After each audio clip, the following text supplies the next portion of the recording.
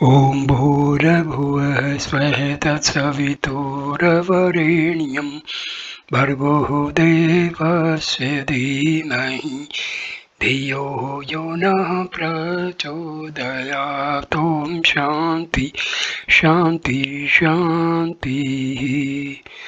नमस्ते मेरे प्यारे दोस्तों, भगवान श्री राम नाम महर्षि से बातचीत का ये 20वां वीडियो है। ये वीडियो शुरू होता है भगवान से बातचीत नंबर 209 से। 19 जून 1936 बातचीत नंबर 209। भौतिक शास्त्र के प्रवक्ता श्री BC दास ने स्वतंत्र संकल्प तथा प्रारब्ध के संबंध में प्रश्न किया। महर्षि, यह किसका संकल्प है? तुम कहोगे यह मेरा है। तुम संकल्प तथा प्रारब्ध से परे हो। शुद्ध स्वरूप में रहो तो तुम दोनों से परे हो। इच्छा शक्ति से प्रारब्ध पर विजय पाने का यही तात्पर्य है। भाग्य पर विजय पाना संभव है। भाग्य पूर्वकृत कर्मों का परिणाम है। सत्संग से बुरे संस्कारों पर विजय प्राप्त होती है।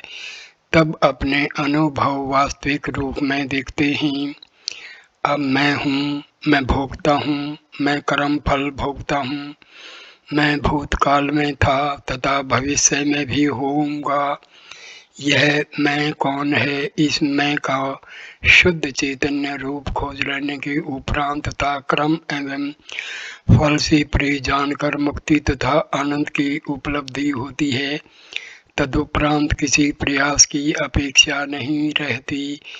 कारण आत्मा पूर्ण है तथा अन्य कुछ प्राप्त करना नहीं रहता। जब तक व्यक्ति तब रहता है वह भोगता तथा करता रहता है।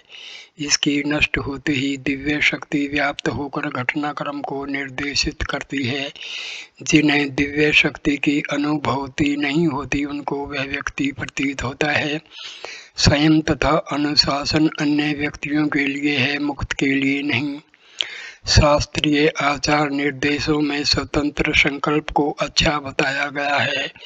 इससे भाग्य पर विजय पाई जा सकती है। ऐसा ज्ञान से होता है। ज्ञान की अग्नि समस्त कर्मों को भस्म कर देती है। सत्संग अथवा उसकी मानसिक वातावरण से विवेक प्राप्त होता है। बातचीत नंबर 210। मनुष्य के क्रियाकलाप एक अन्य शक्ति द्वारा संचालित होते हैं, जबकि वह यह मानता है कि वह स्वयं ही समस्त कार्य कर रहा है। यह उसी प्रकार है जिस प्रकार एक लंगड़ा आदमी जो यह दम करता है कि यदि उसे कोई खड़ा कर दे तो वह युद्ध कर शत्रुओं को खदेड़ देगा। कर्म वासना से होता है। वासनाएं अहंकार के उदय होने के बाद ही उठती हैं तथा अहंकार का मूल दिव्य शक्ति है जिस पर इसका अस्तित्व निर्भर है। तथा अहंकार का मूल दिव्य शक्ति है जिस पर इसका अस्तित्व निर्भर है। इसकी स्वतंत्र सत्ता नहीं है। तब यह बड़बड़ाना क्यों? मैं करता हूँ, मैं कार्य संपादन करता हूँ अथवा मैं कार्य संचालन करता हूँ। आत्मज्ञानी पुरुष निश्चयात्मक रूप से जगत का कल्याण करता है। उसका अस्तित्व मात्र ही परम शुभ है। बातचीत नंबर 211। भौतिक शास्त्र के प्रवक्ता श्री BC दास ने जिज्ञासा की। योग का अर्थ है ऐक्यता। मुझे आश्चर्य है किसकी किस से ऐक्यता। महर्षि, निसंदेह योग से अभिप्राय है पूर्व योग तथा तदुपरांत संयोग। किससे इसका योग होना है? तुम जिज्ञासु हो, किसी वस्तु से ऐक्यता करना चाहते हो। वह वस्तु तुमसे पृथक है। तुम्हारी आत्मा तुम्हारा अंतरंग है। तुम्हें आत्मा का भान है। इसको खोजो तथा वही हो जाओ। तब वह अनंत विस्तार को प्राप्त होगा। तदुपरांत योग आदि का कोई प्रश्न नहीं रहेगा। वियोग किसका है यह खोज करो। भक्त क्या पत्थर आदि सर्वदा इसी रूप में रहेंगे? महर्षि पत्थरों को कौन देखता है? तुम्हारी इंद्रियां उनका अनुभव करती हैं, जिनको प्रेरित करने वाला तुम्हारा मन है। इस प्रकार वे तुम्हारे मन में हैं। यह मन किसका है यह प्रश्नकर्ता स्वयं ही खोजे। यदि आत्मा की अनुभूति हो जाए तब यह प्रश्न नहीं उठेगा। दृश्यों की अपेक्षा आत्मा अधिक अंतरंग है। दृष्टा को खोज लो, दृश्य अपनी चिंता स्वयं कर लेंगे। प्रत्येक व्यक्ति दृश्यों को अपने दृष्टिकोण से देखता है और सिद्धांत विकसित होते हैं, किंतु दृष्टा कौन है? जिसे इन सिद्धांतों का बोध है वह तुम हो। अपनी आत्मा को जानो, तब मन की इन चपलताओं का अंत होगा। भक्त मन क्या है? महर्षि संकल्पों का समूह। भक्त इसकी उत्पत्ति कहाँ से है? महर्षि आत्म चैतन्य से। भक्त तब संकल्प सत्य नहीं है। महर्षि वे नहीं है, केवल आत्मा ही एकमात्र सत्य है। बातचीत नंबर 212। महर्षि ने कहा, प्रदक्षिणा का अभिप्राय है हिंदुओं की यह प्रणाली जिसमें पूजा के स्थान की परिक्रमा की जाती है। सर्व मुझ में है। अरुणाचल की परिक्रमा का वास्तविक महत्व उतना ही प्रभावशाली है जितना संसार की परिक्रमा का। आशय यह है कि सारा जगत इस पर्वत में समाया हुआ है। अरुणाचल मंदिर की प्रदक्षिणा भी उतनी ही उत्तम है। इसी प्रकार 100 परिक्रमा एक स्थान पर घूमना भी उतना ही उत्तम है। आत्मा में ही सर्वस्व निहित है। ऋभु गीता का कथन है, मैं अचल हूँ तथा असंख्य ब्रह्मांड मेरे मन की कल्पना बनकर मेरे अंदर घूम रहे हैं। यह ध्यान उच्चतम प्रदक्षिणा है। 20 जून 1936। बातचीत नंबर 213। श्री बीसी दास ने पूछा कि निरंतर प्रयास के उपरांत भी मन अंतर्मुख क्यों नहीं हो पाता? महर्षि यह अभ्यास तथा वैराग्य से होता है तथा कर्म से होता है। मन दूसरों के खेत पर चोरी से चरने की बहुत दिनों से आदि गाय के समान स्वतः अपने ठान पर आसानी से नहीं आ पाता। गौपाल कितना ही स्वादिष्ट चारा दाना देकर उसे लुभाए, गाय आरंभ में आकृष्ट नहीं होगी, फिर भी वह किंचित अंश ग्रहण करेगी, किंतु उसका भटकने का स्वभाव बना रहता है और वह भाग जाती है। बारंबार लुभाए जाने पर वह ठान कर रुकने लगेगी। अंततः स्वतंत्र किए जाने पर भी वह नहीं भटकेगी। मन के साथ भी ऐसा ही है। यदि यह एक बार आंतरिक आनंद प्राप्त कर ले फिर वह बार नहीं भटकेगा। बातचीत नंबर 214। प्राय आने वाले एक यात्री श्री एकनाथ राव ने जिज्ञासा की, क्या ध्यान में परिस्थिति के अनुसार उतार चढ़ाव नहीं होते? महर्षि हाँ होते हैं। अनेक बार प्रकाश होता है और तब ध्यान सुलभ होता है, फिर अनेक बार बारंबार प्रयास करने से भी ध्यान नहीं हो पाता। यह त्रिगुणों का प्रभाव है। भक्त क्या यह व्यक्ति के क्रियाकलाप तथा परिस्थितियों से भी प्रभावित होता है? महर्षि वे उसे प्रभावित नहीं कर सकते। मैं करता हूँ कि भावना कर्तृत्व बुद्धि ही इसमें रुकावट डालती है। 22 जून 1936।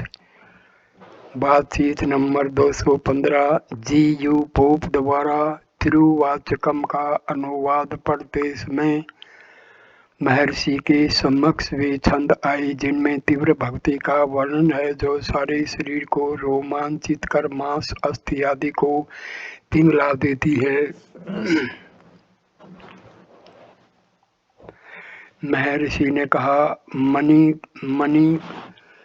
मणिकव सागर उन पुरुषों में से है जिनकी देह अत्यंत प्रदीप्त प्रकाश में पीछे सब छोड़े बिना द्रवित हो गई।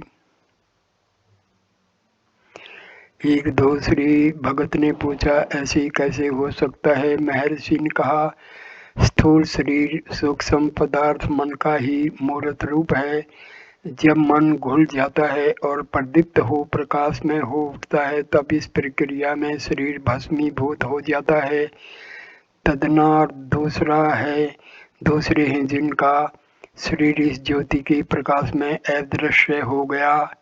नंदनार दूसरे हैं जिनका शरीर इस ज्योति के प्रकाश में अदृश्य हो गया। मेजर चैडविक ने बताया कि एलिसा इसी प्रकार अदृश्य हुई थी। उन्होंने जिज्ञासा की कि क्या ईसा मसीह की देह भी कब्र में से इसी प्रकार अदृश्य हुई थी? महर्षि, नहीं, ईसा ने शव छोड़ा था जिसे पहले कब्र में गाड़ा गया था, जबकि दूसरों ने पीछे शव नहीं छोड़ा था। वार्ता के मध्य महर्षि ने बताया कि सूक्ष्म शरीर बिंदु तथा नाद से निर्मित हुआ है तथा स्थूल शरीर उसी का मूर्त रूप है।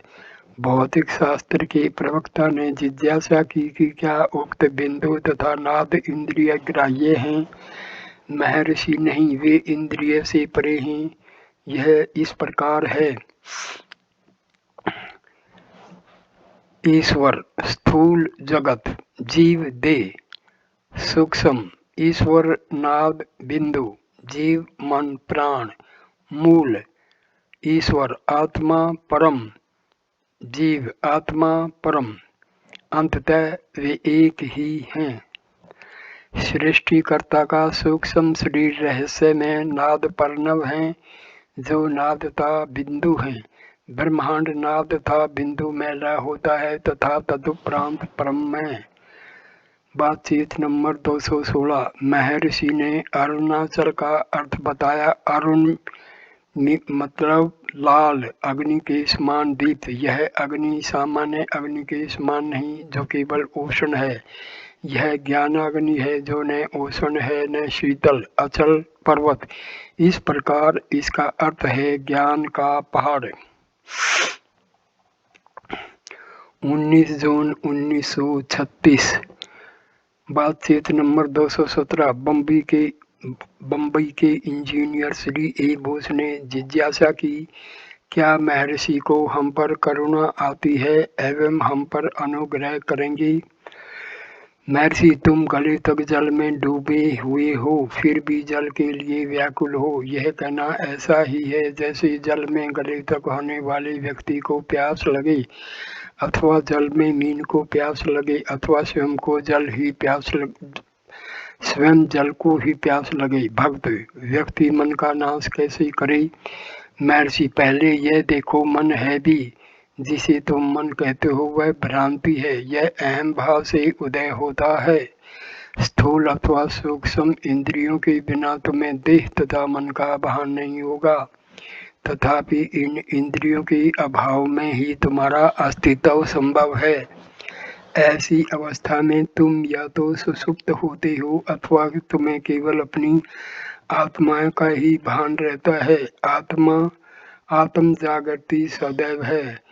जैसा तुम्हारा वास्तविक स्वरूप है वैसे रहो, फिर यह प्रश्न नहीं उठेगा। भक्त, क्या देह का भान साक्षात्कार में बाधा है? महर्षि, हम सदैव ही देह तथा मन से परे हैं, पर यदि तुम देह को आत्मा मानते हो तो निश्चय ही यह उसमें बाधा है। भक्त, क्या देह तथा मन का आत्मा के लिए कुछ उपयोग है? महर्षि, हाँ, जहाँ तक आत्म साक्षात्कार में सहायक हो। 30 जून 1936। बातचीत नंबर 218। आज महर्षि शिव पुराण पढ़ते रहे। वे कहते हैं, शिव के निर्गुण तथा सगुण रूप कर्मशः निराकार तथा लिंगाकार हैं। लिंग मूल अरुणाचल के रूप में प्रकट हुआ, जो आज भी यथावत है। यह प्रागट्य जब चंद्रमा आर्द्र नक्षत्र में था, दिसंबर के माह में तब हुआ। तथापि आराधना सर्वप्रथम शिवरात्रि को हुई, जो पर्व आज भी पवित्र माना जाता है। नाद अक्षेत्र में प्रणव ओम निर्गुण रूप को व्यक्त करता है तथा पंचाक्षरी ओम नमः शिवाय सगुण रूप। महर्षि ने पार्वती द्वारा राम की परीक्षा के प्रसंग का पुनः वर्णन किया। कथा इस प्रकार है। राम तथा लक्ष्मण सीता की खोज में वन में भटक रहे थे। राम शोक संतप्त थे। संयोगवश शिव तथा पार्वती समीप से निकले। शिव ने राम को प्रणाम किया तथा आगे बढ़ गए।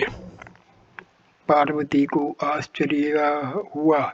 उन्होंने शिव से जिज्ञासा की कि जगत के स्वामी तथा सबके द्वारा पूजनीय होकर भी आप एक सामान्य मनुष्य राम के समक्ष प्रणाम करने के लिए क्यों नतमस्तक हुए, जो एक असहाय की भांति पत्नी वियोग में दुखी होकर भटक रहे थे। तब शिव ने कहा, राम केवल ऐसा आचरण करके दिखा रहे हैं जैसा एक परिस्थिति में एक साधारण मनुष्य करेगा। वे निश्चय ही विष्णु के अवतार हैं, अतः नमन के पात्र हैं। यदि तुम चाहो तो उनकी परीक्षा कर लो। पार्वती ने इस विषय पर विचार कर सीता का रूप धारण कर लिया तथा वियोग संतप्त राम जब सीता का नाम पुकार रहे थे उनके सम्मुख प्रकट हुई। उन्होंने पार्वती की ओर देखकर जो सीता का वेश धारण किए हुए थी मुस्कुराकर पूछा, सीता तुम यहाँ कैसे? शंभु कहाँ है? तुमने सीता का वेश क्यों धारण किया?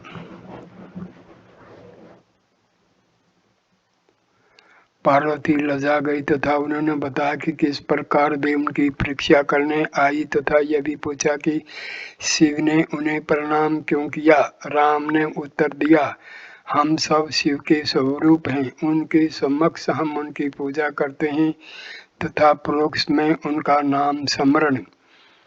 बातचीत नंबर 219। रामकृष्ण स्वामी पुराने आश्रमवासी शिष्य ने पंचश्लोकी में से एक श्लोक तव्या अरुणाचल सर्वम का अर्थ पूछा। महर्षि ने विस्तार से स्पष्ट किया कि जगत पर्दे पर बने हुए एक चित्र के समान है। पर्दा लाल पहाड़ अरुणाचल है जो उदय तथा अस्त होता है। वह उससे बना है जिससे वह उदय होता है। विश्व की अंतिमता भगवान अरुणाचल है। उसका ध्यान अथवा दृष्टा आत्मा का ध्यान करते इसमें चित्त में मैं की तरंग दिखती है जिसमें सब समा जाते हैं। मैं के स्रोत का अनुसंधान करने से केवल शुद्ध में ही अवशिष्ट रहता है जो अनिर्वचनीय है। साक्षात्कार का स्थान अपने अंदर है तथा साधक इसे अपने से बाहर पदार्थ के रूप में नहीं पा सकता। वह स्थान आनंद है तथा वही सर्व प्राणियों का आंतरिक है, अतः इसे हृदय कहते हैं। वर्तमान जीवन का एकमात्र उपयुक्त उद्देश्य अंतर्मुख हो इसे साक्षात करना है और कुछ भी नहीं करना है। भक्त संस्कारों को कैसे निर्मूल करें? महर्षि, साक्षात्कार में तुम अवस्था में होते हो। भक्त, क्या इसका आशय यह है कि आत्म भाव में दृढ़ता पूर्वक रहने से संस्कार होते ही भस्म हो जाएंगे? महर्षि, यदि तुम केवल अपने शुद्ध स्वरूप में रहो तो वह स्वतः ही भस्म हो जाएंगे। 1 जुलाई 1936। बातचीत नंबर 220। भौतिक शास्त्र के प्रवक्ता श्री बीसी दास ने पूछा, मन के संयम से ध्यान संभव है तथा केवल ध्यान से ही मन का संयम हो सकता है। क्या यह एक दूषित चक्कर नहीं है? महर्षि, निश्चय ही वे एक दूसरे पर आश्रित हैं, वे साथ ही रहते हैं। अभ्यास तथा वैराग्य से कर्म से फल प्राप्त होता है। वैराग्य के अभ्यास से मन को बाहर भटकने से रोका जाता है। अभ्यास से उसे अंतर्मुख करते हैं। संयम तथा ध्यान में संघर्ष होता है। यह निरंतर अंदर चलता ही रहता है। अंततः ध्यान की विजय होगी। भक्त, प्रारंभ कैसे करें उसके लिए आपका अनुग्रह आवश्यक है। महर्षि, अनुग्रह सदैव ही है। महर्षि ने उद्धृत किया, वैराग्य की प्राप्ति, सत्य का साक्षात्कार तथा आत्मा में संस्थिति गुरु कृपा के बिना संभव नहीं। अभ्यास आवश्यक है। अभ्यास एक दुष्ट सांड को स्वादिष्ट चारे से लुभाकर निज ठान में रोके रख भटकने से बचाने जैसा प्रशिक्षण है। तत्पश्चात महर्षि ने त्रिवाचकम में से एक छंद पढ़ा जो मन को संबोधित है। हे गुंजन करने वाली मधुमक्खी अर्थात मन, तुम असंख्य पुष्पों से नन्हे बिंदु एकत्रित करने का कष्ट क्यों करती हो? उस एक के स्मरण, दर्शन तथा चर्चा मात्र से सारे मधुकोश का भंडार ही उपलब्ध हो जाएगा। उसके अंदर प्रवेश करो और उसका हुंकार करो। भक्त क्या ध्यान के समय मन में आकार तथा उसके साथ ही परमात्मा के नाम का स्मरण व जाप भी हो सकता है। महर्षि, ध्यान के अतिरिक्त और कौन सी मानसिक कल्पना है? भक्त क्या रूप के साथ साथ मंत्रों का जाप अथवा दैवी गुणों का स्मरण भी आवश्यक है? महर्षि, यदि जप की प्रबल प्रवृत्ति है तो वाचिक जप मानसिक बल बन जाता है और जो ध्यान के समान ही है। बातचीत संख्या नंबर 221। श्री बोस, रूप का अर्थ है द्वैत हुआ, क्या यह उपयुक्त है? महर्षि, जो इस प्रकार के प्रश्न करता है उसे खोज का मार्ग अपनाना ही श्रेयस्कर रहेगा। उसके लिए आकार उपयुक्त नहीं है। भक्त, मेरे ध्यान के बीच में शून्य की अनुभूति होती है, मुझे कोई आकार नहीं दिखता। महर्षि, हाँ, नहीं होता। भक्त, शून्य क्या है? महर्षि, शून्य कौन देखता है? तुम ही वहाँ हो। जागरूकता शून्य को अनुभव करती है।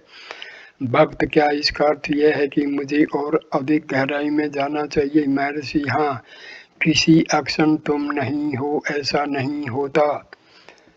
इस वीडियो को मैं यहीं पर विश्राम देता हूँ।